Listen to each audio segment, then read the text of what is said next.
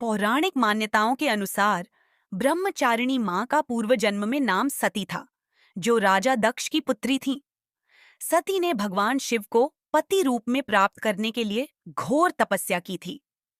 जब सती ने अपने पिता के घर में यज्ञ में अपने पिता द्वारा शिव का अपमान होते देखा, तो उन्होंने उस अपमान को सहन नहीं किया और यज्ञ की अग्नि में आत्मदाह कर लिया। सती ने अपने अगले जन्म में पर्वतराज हिमालय के घर में जन्म लिया और उनका नाम पार्वती रखा गया। पार्वती बचपन से ही भगवान शिव को अपना पति मानती थीं और शिव को पुनः प्राप्त करने के लिए उन्होंने कठोर तप का सहारा लिया। तपस्या और ब्रह्मचर्य।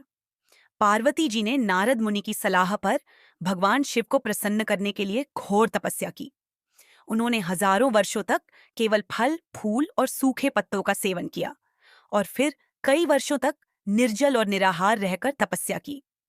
उनके इस कठोर तप के कारण उन्हें ब्रह्मचारिणी नाम से जाना गया।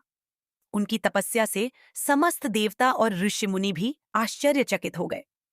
उनकी कठोर तपस्या और असीम धैर्य से भगवान शिव प्रसन्न हुए और उन्हें पत्नी रूप में स्वीकार कर लिया। इस प्रकार ब्रह्मचारिणी देवी ने अपने तप और संयम से शिव को पति रूप में प्राप्त किया। ब्रह्मचारिणी का स्वरूप। ब्रह्मचारिणी देवी का स्वरूप अत्यंत सरल और शांतिपूर्ण है। उनके एक हाथ में जपमाला है और दूसरे हाथ में कमंडल धारण किया हुआ है।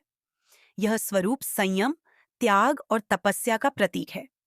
उनकी पूजा करने से भक्तों को मनोबल और दृढ़ इच्छा शक्ति प्राप्त होती है। ब्रह्मचारिणी की पूजा का महत्व। मां ब्रह्मचारिणी की पूजा से जीवन में धैर्य, संयम और आत्मविश्वास की वृद्धि होती है। मां ब्रह्मचारिणी की कृपा से साधक को कठिनाइयों से लड़ने की शक्ति मिलती है और उसे हर चुनौती का सामना करने का साहस मिलता है। उनका आशीर्वाद प्राप्त करने से व्यक्ति के जीवन में संकल्प शक्ति बढ़ती है और वह अपने लक्ष्यों की प्राप्ति के लिए निरंतर प्रयत्नशील रहता है। सारांश। मां ब्रह्मचारिणी की कथा हमें यह सिखाती है कि कठिन तप और संयम से हम किसी भी लक्ष्य को प्राप्त कर सकते हैं। उनका तपस्वी रूप भक्तों के जीवन में संकल्प शक्ति, त्याग और समर्पण का संदेश देता है।